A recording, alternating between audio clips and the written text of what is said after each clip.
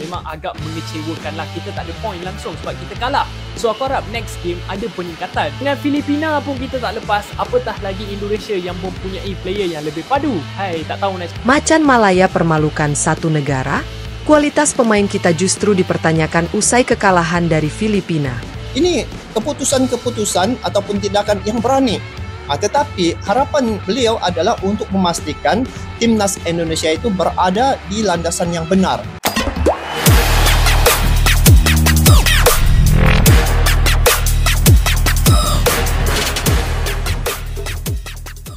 Jakarta, 16 Juli 2025, turnamen AFF U23 2025 kembali menyuguhkan kejutan luar biasa bagi publik Asia Tenggara.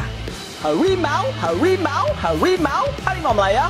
Tak, bawah 23 kita memerlukan langkah kiri lepas kalah 0-2 kepada Filipina. Bagi saya perlawanan ni, tim kita tak patut kalah. More possession, more attempts, better chances creation, better chances. Tapi ni bola sepak, siapa skor lebih, dia menang. Kita boleh tengok lepas Filipina leading 2-0, dua orang turun beramai-ramai bertahan. Tapi itu bukan alasan lah. Perlawanan ni bagi saya serba tak kena dengan front three kita. Kena tepis, kena tiang, kena palang, chances tak convert. Salah satu sorotan tajam tertuju pada laga yang mempertemukan Malaysia versus Filipina, di mana Macan Malaya, julukan timnas Malaysia, dipermalukan dengan kekalahan telak 0-2 dari Filipina.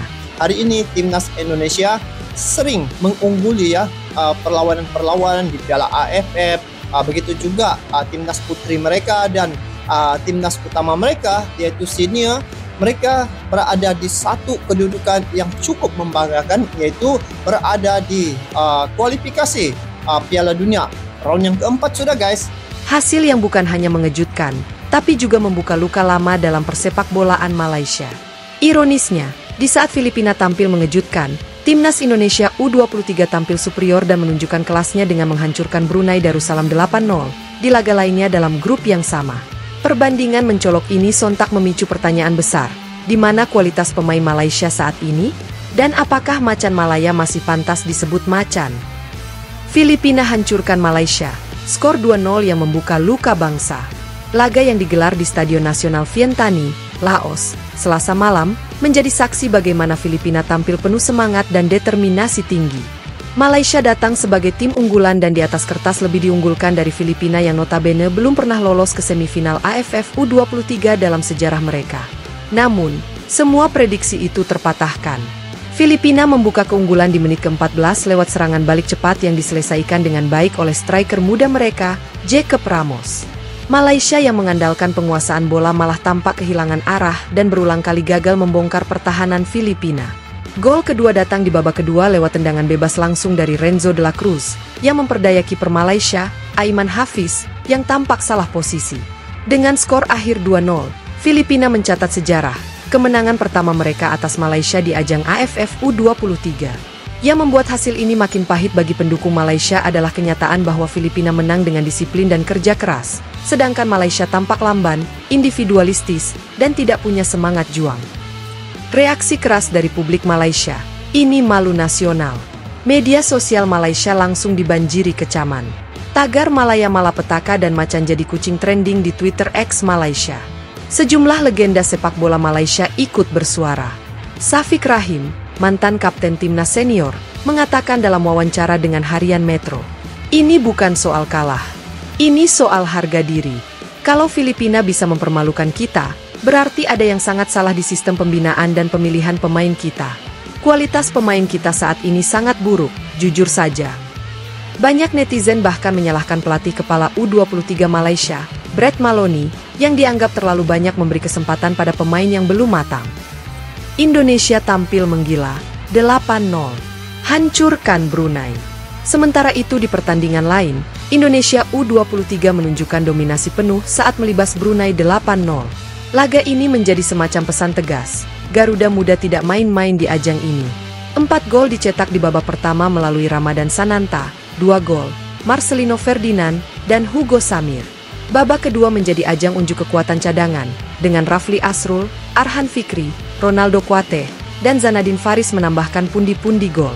Pelatih Indonesia, Indra Syafri, menekankan bahwa hasil ini bukan sekadar keberuntungan. Kami mempersiapkan tim dengan serius. Target kami juara, dan anak-anak menunjukkan mental juara sejak menit pertama, ujar Indra dalam konferensi pers usai laga. Perbandingan mencolok, Macan Malaya versus Garuda Muda. Performa dua tim beda negara ini menjadi bahan perbincangan hangat di kalangan pengamat sepak bola ASEAN. Banyak yang menyoroti bagaimana Indonesia kini jauh lebih siap, modern, dan profesional dibandingkan Malaysia yang dianggap masih berkutat pada pola-pola usang dan nepotisme dalam pemilihan pemain. Bambang Nurdiansyah, mantan pelatih nasional Indonesia, dalam wawancara dengan media lokal, menyebut, "Dulu kita yang selalu dikalahkan Malaysia. Sekarang, Filipina kalahkan Malaysia, sementara kita libas Brunei 8-0. Ini bukan hanya hasil, ini cermin dari arah pembinaan yang benar." Beberapa pengamat luar negeri bahkan menyebut Malaysia tengah mengalami krisis generasi emas. Dalam beberapa tahun terakhir, tak ada lagi nama besar yang muncul dari akademi lokal mereka, sementara Indonesia terus menelurkan talenta berbakat seperti Marcelino, Hugo Samir, hingga Arhan Fikri. Publik Indonesia ikut menyindir, Macan Malaya cuma mitos. Di media sosial Indonesia, hasil pertandingan Malaysia versus Filipina juga memancing komentar-komentar satir. Sejumlah netizen menyebut, Macan Malaya? Mungkin maksudnya kucing kampung. Indonesia menang 8-0, Malaysia kalah 2-0. Bedanya udah kayak Liga Champions versus Liga Tarkam. Malaysia permalukan negaranya sendiri. Kalah dari Filipina tuh loh.